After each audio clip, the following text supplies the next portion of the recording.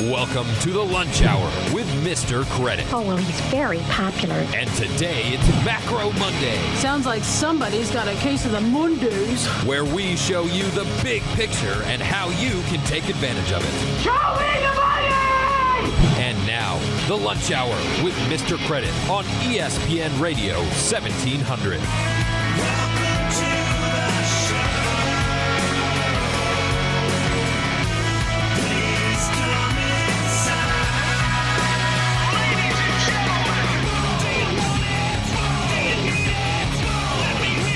All right, it is that time. It is Monday once again. It's JJ John Jerotz in the hot seat today on the Mr. Credit Show. Synergy One Lending got a great panel in the studio. It's a one-man panel. Well, I guess I'll put myself as number two.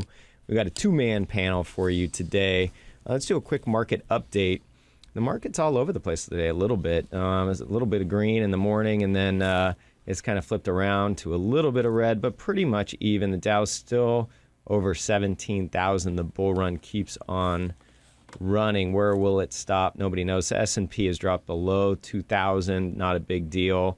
Just, it's just Monday. That's pretty much it.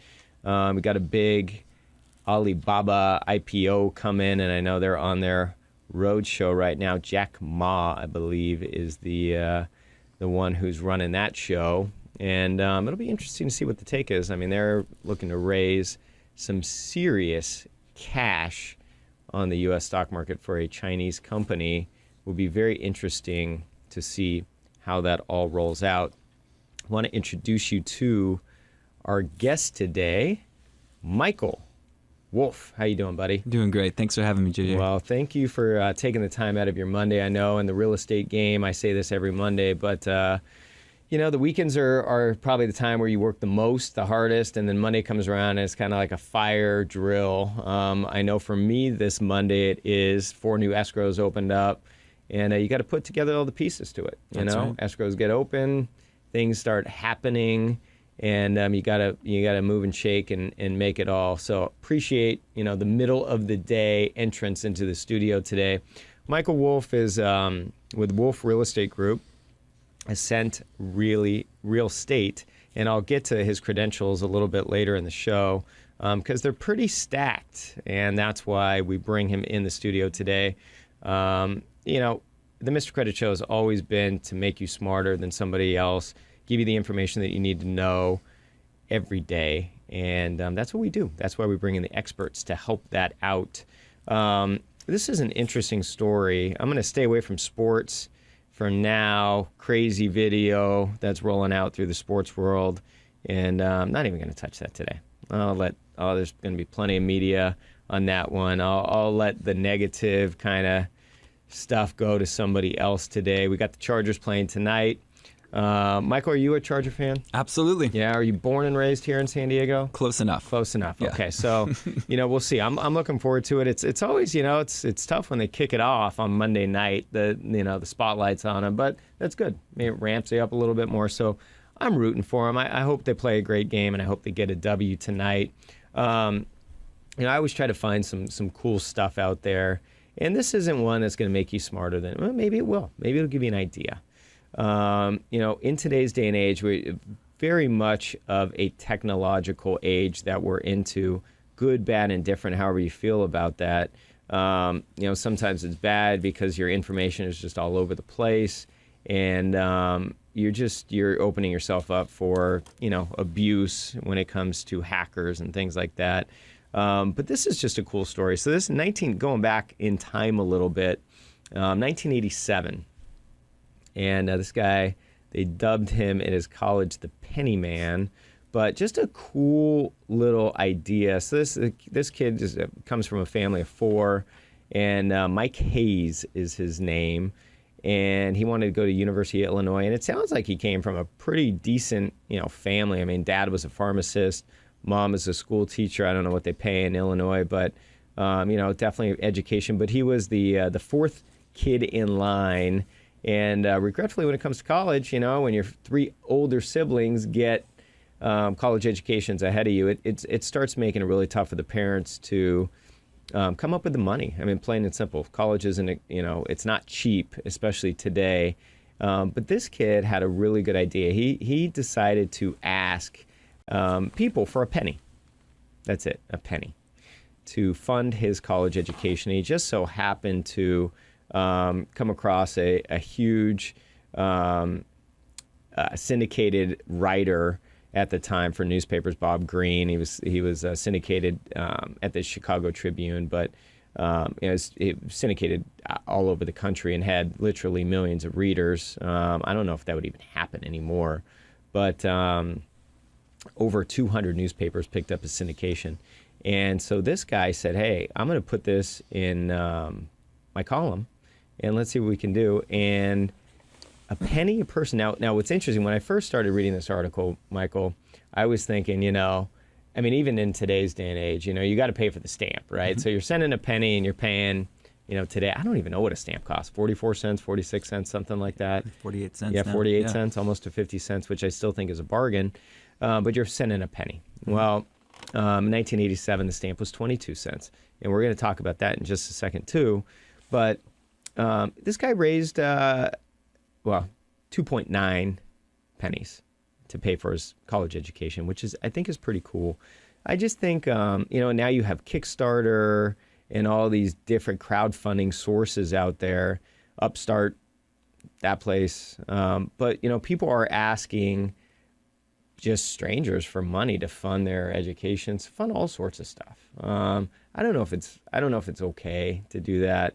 I don't know if it's, I really don't. Recently, I saw something that was posted on Facebook, and I know the people, and I'm not even going to get into it, but, they started asking for help, and they could go to work and probably get some jobs and pay for it. So I don't know. I mean, sometimes I think it's good, sometimes it's bad. But I think the thing to remember here is that you have to be innovative and you have to be creative.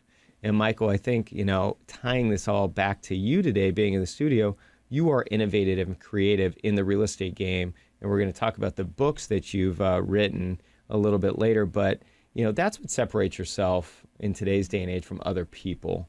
And, this kid, 1987, granted, he only needed to raise $28,000 for a four-year sort of college education. But you know what? You can probably get that in today's day and age if you were smart. Community college for a couple of years, another college for a couple of years. What do you think of this kid? You think it was a good idea? Back in the day, I think that was a fantastic idea. It's really good example of the human cooperative or the human ingenuity, as well as the kindness of the community around him. So I think people really gravitated towards him. In a time when something was hard to go viral, it went viral. Yeah, through newspapers of all places. So I think it was really cool. I don't think that would happen today via the media source of newspapers, but maybe, because I know even the Union Tribune here in San Diego, I think they have over 1 million readers a week or a day or something like that. I don't know what the statistic is. It's obviously a big difference if it's on a daily or a weekly readership, but they touch a lot of people. So if you could get into that, it'd be huge. And, you make a good point. How you could get that viral in the community, or what, people want to give. Very interestingly enough, my son, who is 5, I have a 5-year-old son, 4-year-old daughter, and I don't know where he got the idea, but at school, and he just started kindergarten this year, but at school, him and his buddy started making $100 bills. He has no idea what a $100 bill even means. He really doesn't. They were cutting out squares with hundreds on them, and they would write 100 on them. And he came home, he said, this is our money, and we want to do a lemonade stand and popcorn stand. Lemonade, popcorn stand, and give out the money. I'm like, well, you have to understand, people are going to buy lemonade and popcorn from you, and they're going to give you money, not you giving them money, right? So he was adamant that they wanted to do this lemonade stand. So finally on Saturday, we allowed them to set up the lemonade stand, him and 2 other buddies from his kindergarten. And then they brought the little siblings just because they had to come too. So 6 kids out on a corner where people had to pull over, like make a right-hand turn, stop, and pull over. Of course, I shelled out the $20 for the lemonade powder and lemons and ice and all of that. So I was I was their crowdfunding source to get it started. But amazingly enough, in an hour and 15 minutes, They got $165. That's fantastic. It's amazing. $165. It was actually $167. I forget the quarters that we collected. They were charging a quarter a cup. We went through 2 gallons of lemonade, got rid of it all. And people were just amazing. They just saw these kids. I mean, the parents stood back. We just made sure they weren't getting run over because they were crazy kind of around the street. But they were reaching over. They were holding up the lemonade. They were screaming lemonade. They were working hard, but people were pulling over, just giving them $1. People were pulling over, giving them $5. And I will add that some very nice ladies, and this made their day, 2 nice ladies pulled over, and they said, well, what's going on here? 3 kids, kindergartners, running the lemonade stand. They said, here's $30, $10 for each of them. Okay? They got their lemonade. And they said, what's going on with the other kids? There's more than 3 kids out here. Well, those are the siblings. Okay, well, here's $100 more. They gave $130. 2 ladies, $130 to these 6 kids working hard. Now, that's not going to happen all the time, but it just shows that what can happen, and it's interesting. You get kids out there at a young age and teach them some work ethic. I think it was a great thing. I was really proud of the kids, and this was after a soccer game. They were tired. So it was pretty cool. But, keep thinking of that stuff. Do it. Go out there. Do something that's good. And when we get to the internet and everything like that, I want to point something out to you just so you know what's going on out there. Because I think people forget, your information is all over the place. And it's good.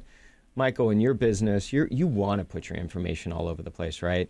I know my phone number, which I've had for years and years and years, same number before Verizon even was around. I forget even the company that was around before Verizon that they took over, but that's how long that same phone number. So, doing cross qualifications on properties, it's on the web. It just is out there thousands of times probably on my own websites and things like that. But what happens is, with Facebook and Twitter and all the social media stuff, the politicians are collecting this. I just want to let you know this. They're collecting it.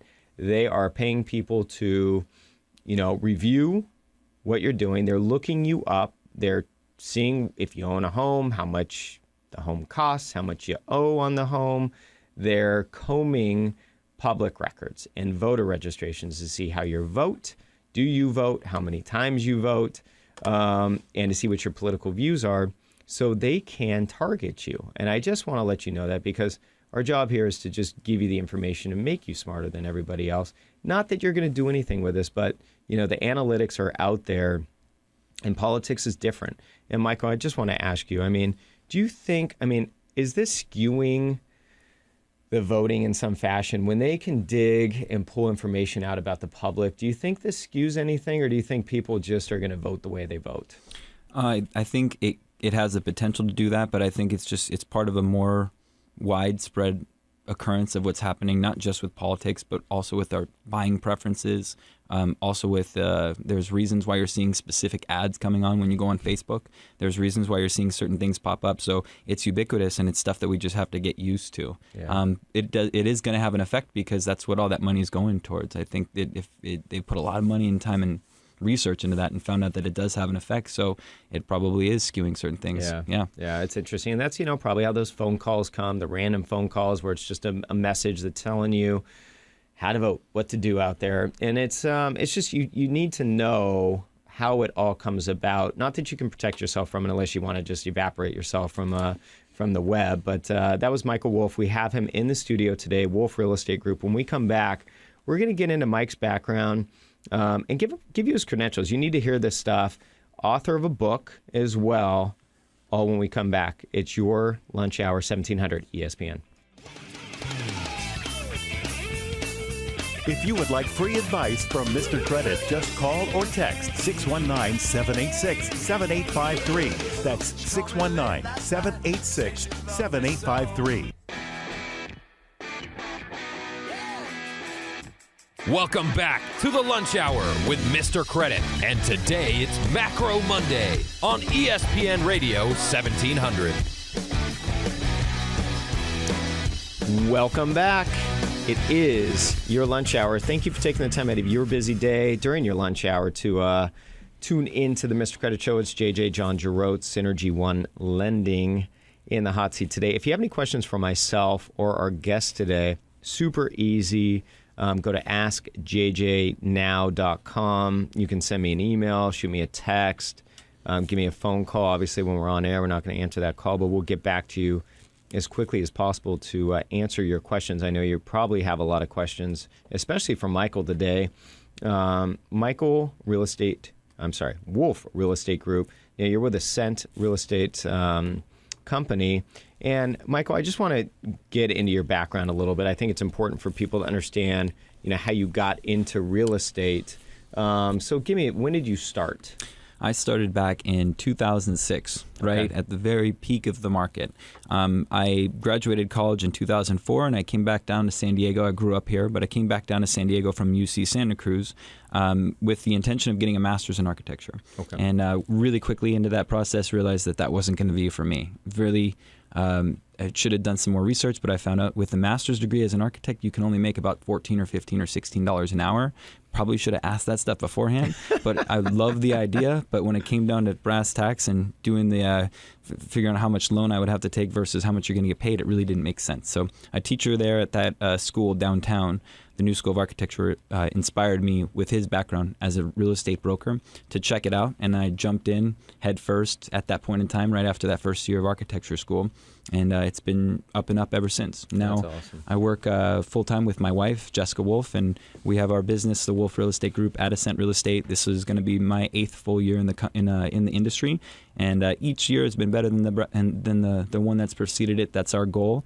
And it's been really fun. It's been fantastic. What's cool about it is you got in before the market crashed. Mm-hmm. And so you saw kind of the heights of the heights and really the excitement and the activity before kind of it came crashing down a little bit. So you've experienced a lot. Yeah. And you experienced probably one of the bigger sort of real estate booms and crashes, which gives you an understanding. I mean, you've dealt with the communities, you've dealt with the people, you've dealt with the hardships out there, which is neat. And that's probably why you were voted as the UT's, that's the Union Tribune's best agent for 2013 in San Diego. Mm-hmm. I mean, you took the number one spot there. Yeah. And very proud of cool. that. Yeah, thank you very much. You should be proud of that. Also, another credential that I'm going to throw out, and I'll pat you on the back so you don't have to do it, Michael. Awesome. I know it's uncomfortable to do that. But you were also voted as a national 30 under 30 realtor in the country. And I don't know what's involved in that, but you're talking about, we live in a pretty big country here. And to be one of 30 that is represented in that has got to, I mean, you have to feel really good about that. Definitely. That was really cool. It's the National Association of Realtors highlights the top 30 movers and shakers or agent professionals that are under the age of 30. That was in 2012. And it was an honor to be involved and a privilege. And it's been a great experience. That's cool. Yeah. Now we'll get to the books that you've authored, but I want to ask you. I mean, you know, when you are voted UT's best and national 30 under 30, I mean, you must be doing something that separates yourself from other realtors out there. Mm-hmm. I mean, have you kind of put your thumb on what that is? I think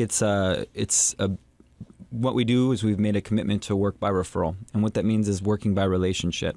Most agent professionals I found out in the business today work transactionally. So they're spending a majority of their time just doing cold calls or lead generation type of events and activities to find their next deal. Jessica, my wife, my team, many of the associates at our company, we work by referral, we work by relationship, so we kind of out-care the competition. And when you out-care the competition and your clients really feel that and they get that, they understand that you're really looking out for their best interests, future business is easy to come by. And I think that's why our clients love us as much as they do. That's where these accolades come from, because it's not just one client. It's that done over a course of many, many years. And this is the type of stuff that kind of pops up as a result of doing things right. Yeah, that's amazing. That's Michael Wolf with Wolf Real Estate Group. And if you want to check out Mike and his website, it's mikeandjessica.net. mikeandjessica.net. Super easy to remember, super easy to get to. And check out the testimonial page, on the website. It's always good to see what, people are saying. Now, Michael, I will, I'll jump into this because, you have separated yourself from a lot of people out there. You've authored, a book. Let's talk about the newest book that just was released, right? That's right. right. This just came out. It's the First Time Home Investor Book. If you want to check this out, thefirsthomehomeinvestorbook.com is where you can check it out. You can buy an e-copy. You can buy a hard copy. I'm looking at a couple copies right here. Let's talk about the book for just a second. I mean, why did you decide to write this particular book? It's a nice segue from the first book that I wrote, which was the First Time Homebuyer book. So just for first-time homebuyers. And now, if you've bought your first house and you're looking to invest and you already have some stocks and some bonds and financially that's looking good, real estate is an awesome option and it's something everybody should at least give some consideration towards. So for the mom and pop type of investors out there, not the institutional types, not like a hardcore investor, but for the mom and pop investors out there that are looking to or want to buy their first investment property but don't really know how to or where to start or what actions to take or what not to do, that's what's in that book. That's why I decided to write it in the first place. All right. Well, I'm going to hold it up for the camera because we are streaming live on MrCredit.tv, and it's the First Time Home Investor Book, and this is the second book that he's written. We got the First Time Home Buyer book as well. So I'm going to jump backwards in time a little bit. Let's go to the first book that you wrote. Sure. When did you write that one? That was in 2012, I believe. Okay, so wow, you're pumping out the books. Yeah, actually, you know what? I think it was my bad. It was 2010 when I wrote that first one. And I would like to read this. It looks like it's a pretty quick read. I mean, we're only talking 125 pages. For the first time home buyer, what's important to understand? I mean, what is this book going to help me do as a first-time home buyer? It's going to erase a lot of myths, fears, and concerns. Okay. Because there's a lot of them that first-time home buyers have because they just don't know what to expect or what to do or what steps to take first and foremost. And that's what that book really does. It highlights all the steps that you need to take. It showcases a ton of mistakes that other people have made, myself included, when I bought my first house. And I love sharing those things because people learn the best from other people's experiences and mistakes and successes. And that's what that book is full of. Through myself, through my clients. Certainly, I haven't had mistakes from my clients, only the successes. But for sure, it's been an excellent opportunity to help not just the people in San Diego, but an awesome opportunity for me to have some sort of assistance with somebody who's, say, reading that book in Texas or Colorado or whatever state, any state in the country. One of the cool things about these books is that if you're reading it somewhere other than San Diego and we can't personally help you, in the back of it is one of the bonuses of each book is my resource, my network of agents that work just the way that I do, that work all across the country, lenders as well. We can get you hooked up with a professional that can help assist you and take great care of you and help you with your first-time home purchase or your first-time investment property. That's awesome. Yeah. That's Michael Wolf with Wolf Real Estate Group, and you can find him online at mikeandjessica.net. Now, one thing that's really cool, a lot of realtors out there, they just want to kind of keep the business for themselves. You're giving somebody access to your vast sort of referral group, which is huge. It's nice to know that you're there to kind of support people, even if they're in a different area. When we come back, we're gonna talk about the investor book because I think we have a lot of listeners out there that do own homes and they're interested in how to get into it. Is it still the right time to jump into buying real estate as an investment? And we want to talk about that. It's your lunch hour, 1700 ESPN. If you would like free advice from Mr. Credit, just call or text 619-786-7853. That's 619-786-7853. Welcome back to the Lunch Hour with Mr. Credit. And today it's Macro Monday on ESPN Radio 1700.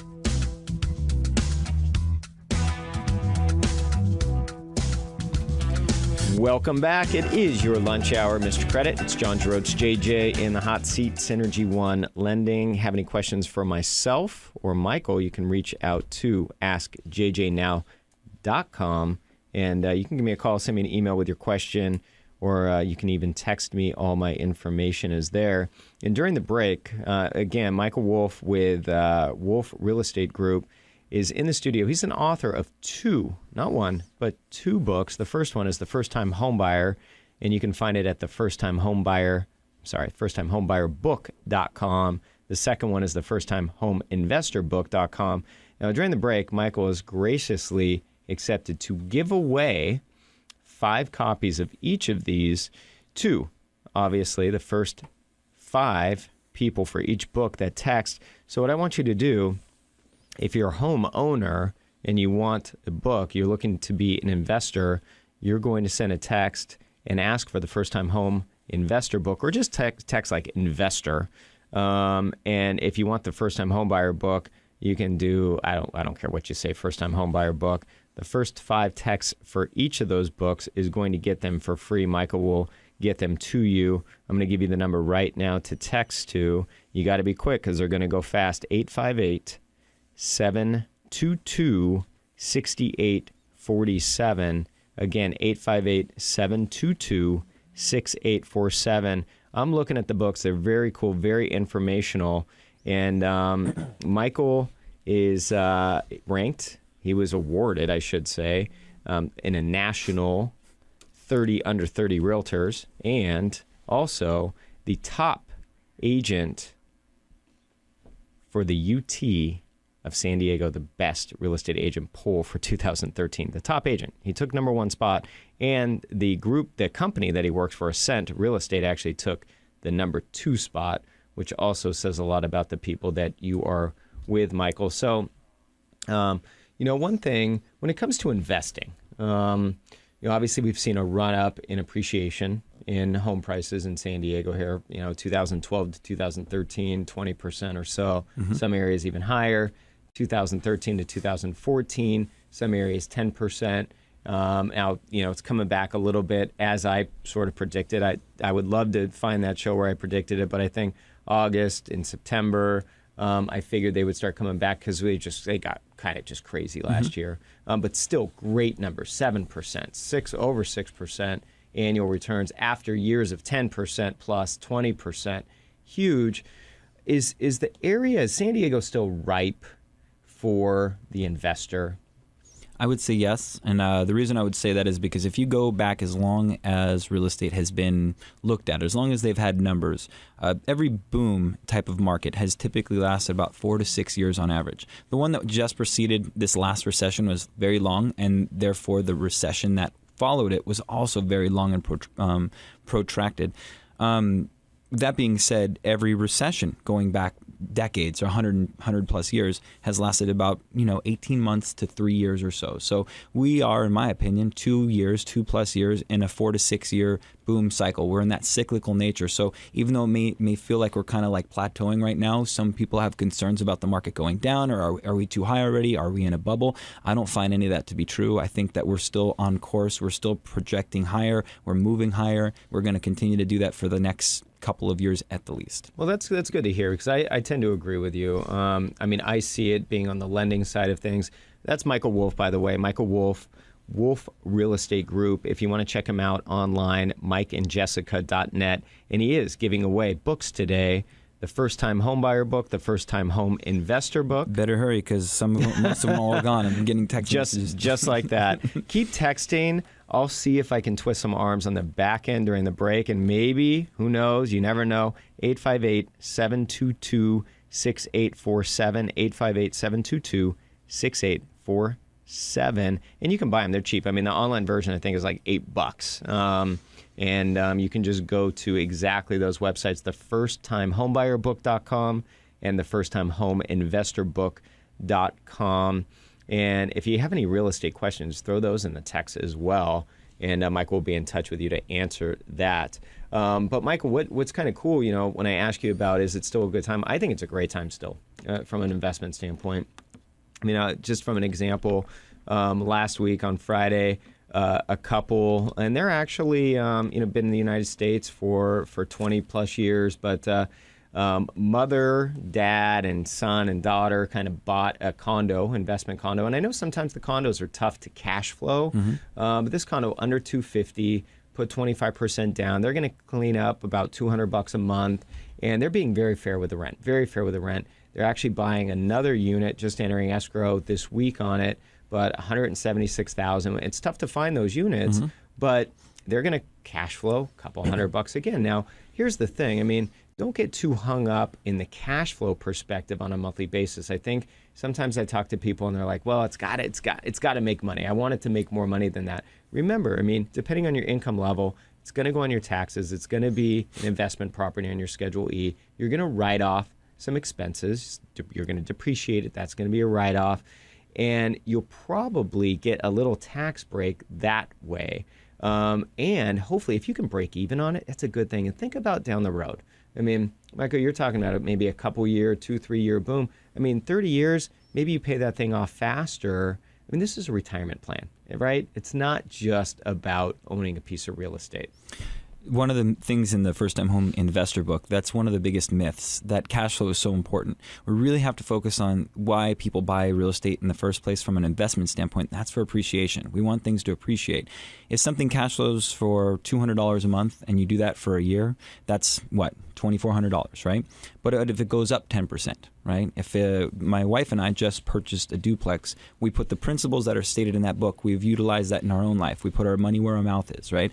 We just purchased a duplex in Imperial Beach for $350,000. Wow. It cash flows $500 a month, which is great. But that's what makes things, that's kind of like the lubricant that makes the deal be okay during the time. If it didn't have cash flow, would that be okay? Yes, and here's why. Because if that property goes up 10% in the next year or 2 or 3, then we're talking about $35,000, where 1 year of cash flow at $200 a month is $2,400. So if the roof goes, your cash flow goes with it, right? And so that's going to happen. These are things that come up that you have to be aware of. But at the end of the day, appreciation is what's going to build wealth. Paying down that mortgage and the appreciation of the actual asset, that's what's going to be able to help you in retirement. That's going to be the retirement fund. And that's one of the best things about principles of the book that are stated. It's one of many that you can find in that book. Well, this sounds like a score. Yeah. I mean, $350 for a duplex. I know there's not a lot of those out there, but if you can get a multi-unit property, I mean, what a great deal, right? I mean, not only the 2-unit, but if you can pick up a 3-unit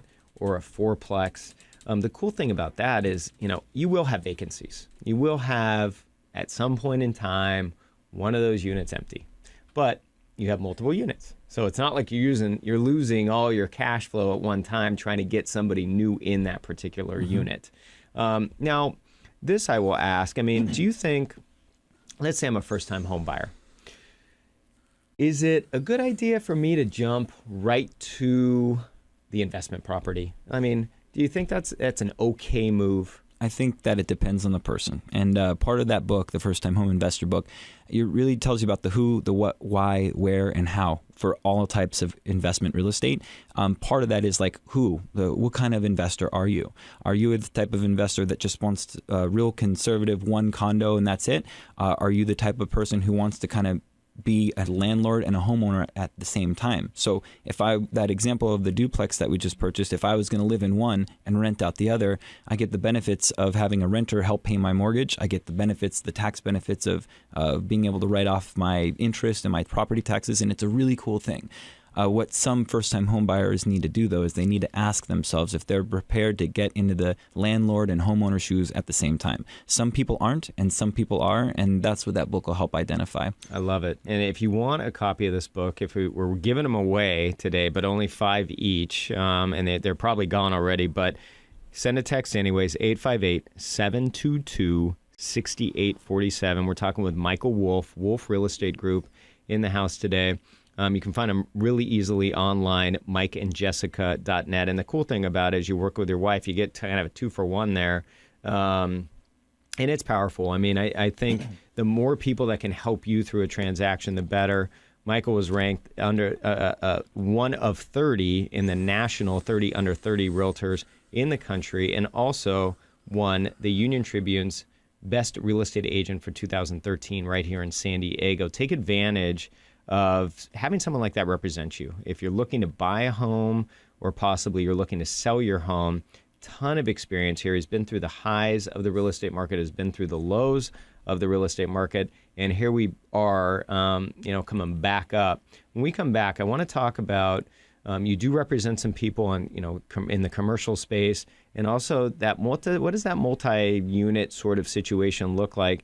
And I want to touch base on the short sales and foreclosure market, if that's still around in today's day and age. It's your lunch hour, 1700 ESPN. If you would like free advice from Mr. Credit, just call or text 619-786-7853. That's 619-786-7853. Welcome back to the Lunch Hour with Mr. Credit. And today it's Macro Monday on ESPN Radio 1700. Welcome back. It is your lunch hour, Mr. Credit. It's John Jerotz, JJ in the hot seat today, Synergy One Lending. Have any questions for me? You have that loan question or you have that refinance question you need to get pre-approved. Go to askjjnow.com. Very easy. There's an online application there. If you want to just fill in a little bit of contact information, you can do that. There's a full application, which will enable us to kind of play with some numbers, although, documentation is always important, so don't think that that's going to be the end of it. I want to go back to the quick market update that we traditionally do, kind of see where we're ending out the day. NASDAQ's up a little bit, Dow down a little bit, S&P. I would call it just a very even day. The bond markets from last week, if you were in escrow or you are in escrow, you're looking to refinance, and you waited because you keep thinking interest rates are going to go down, you just lost, okay? And I hate to say that in a negative way, but you lost. I continually see people waiting. They keep thinking interest rates are going to continue the downward slide. The chances of that happening, there's a chance of that happening, but the chances of them going up are a lot higher. And you probably lost an eighth in rate from last Monday till now. So don't mess around with that stuff. Just, there's enough things that are going on in a real estate transaction that you don't need to worry about the interest rate so much. If you're happy with the numbers, you're in escrow, it's probably a quick escrow. Be done with it, lock it in, and move on. We're in the studio today with Michael Wolf, Wolf Real Estate Group. And if you want to check him out, mikeandjessica.net. Now, he's the author of two books, the First Time Home Buyer book, and then the First Time Home Investor book. You can find them both at the titles and add the .com, the firsttimehomebuyerbook.com, the firsttimehomeinvestorbook.com. I think I've twisted his arm a little bit to maybe give out some more books. If you're still interested in getting a free copy, I want you to text Michael right now. Here's his cell phone, 858-722-6847. That's 858-722-6847. He was ranked the UT's #1 real estate agent in San Diego for 2013. National 30 under 30 realtors in the country. That's some top-notch accolades, if you ask me. That's why we bring him in the studio. So, Michael, congratulations on all that stuff. Thank you. Now, I know, in the downturn of the housing market, you and Jessica, the team, were experts in the short sale and foreclosure market. Representing people that are going through some challenging times, some hard times. Never fun to talk about. Nobody's really talking about it anymore because it seems like we're kind of done. But what are you seeing out there? I know that people are still underwater out there. Mm-hmm. Their appreciation isn't all back. It's not all roses for everybody out there. What are you seeing in that space? Well, my wife and I built our business through that down market. So we've done over 100 short sales. Most agents have not done that, so they don't come from that sense of experience. So coming from a point of experience, I would agree with you that for the most part we're done. We don't see many foreclosures or short sales at all. People still think that they're out there, but they represent less than 3% of the market. Wow. So less than 3% from what might have been 40 or 50% back just 2 or 3 years ago. And that's kind of where we stand right now. There are a ton of people that are underwater still, but they're barely underwater. They can see the surface. They're right there. They're like maybe 5 to 10% away from being to being there. And I do believe that that's going to be the #1 source of supply for all listings next year. Interesting. So as soon as those people who bought in 2006 and 2007, who kind of just bit and scratched and just dealt with these issues for the past 7 years, kind of kicking themselves in the side for this thing that they wish they hadn't done 7 or 8 years ago, they're going to want the first thing they're going to do is finally sell it without having to do a short sale, and that's what we're going to see next year. As soon as the appreciation kind of comes up, anywhere between 6 and 10%, there's going to be a huge supply. That's good. Now, let me ask you this. Let's say I'm a homeowner and I'm close. I'm when you factor in the real estate commissions and fees and the cost of selling a home, let's just call that 7%. Right? Being realistic about it, and I'm 10, 12, 15% still underwater. I'm on an adjustable rate mortgage, and it's either has adjusted or it's going to adjust, and I just don't know if I can hang on. I mean, what is your recommendation? I mean, is it okay? I mean, are banks still approving short sales? Absolutely, and 95% of the time they'll get approved and they'll be closed. But you probably won't hear this from many agents. But if you ask me, should that person do a short sale, my answer would be, you've waited this long to not do it. Wait a little bit longer and don't allow the short sale to hurt your credit unless you absolutely need to. And one example of that is the most recent short sale we just closed was a couple that were going through some very difficult times personally, relationship-wise, to the point where they're going to get divorced.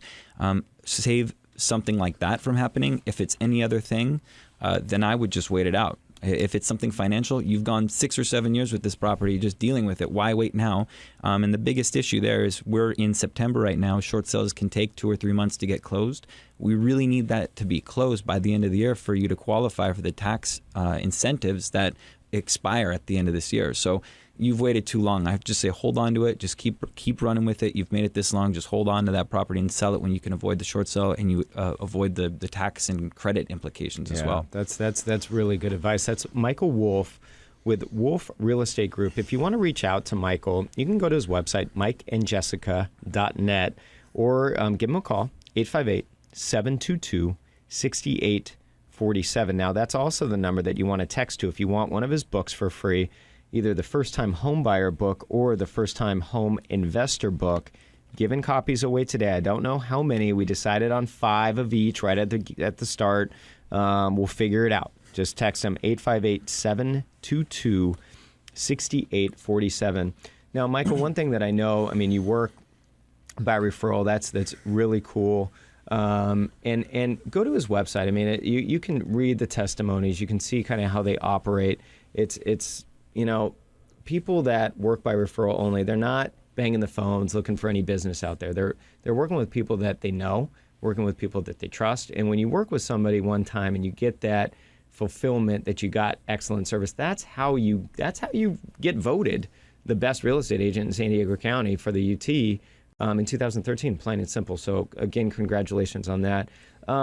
You do represent people in the commercial space as well. And I one of the things, commercial is totally different. I mean, I'm in the mortgage space, residential only. Commercial stuff, it's a different animal. You qualify differently. It's, based more on the building than it is on the person. Would you recommend somebody that is a homeowner, or even a homeowner and a home investor, to jump into that commercial space? I mean, who are you representing in that? Are these people that own commercial stuff already that are just expanding on their portfolio? Or is it obtainable for the average homeowner to get into that? It is attainable because keep in mind, for California, once we get to 5 units, so if we're looking at a multifamily property, once we get to 5 units, then we're talking commercial. So anything 5 units and more, then we're looking at commercial financing, we're looking at commercial property. And that's definitely attainable. And we've had several clients that have bought 4-unit properties and then they were 1031 exchanging that into an actual 20-unit property. It may not be the best thing for a first-time home investor to do, but it's certainly in the book, and it takes a little bit more sophistication, also a little bit more risk and a lot more capital, and that may be why it might not be best for a first-time home investor, but it provides its benefits because of the additional returns or the additional benefits for tax shelter and things like that.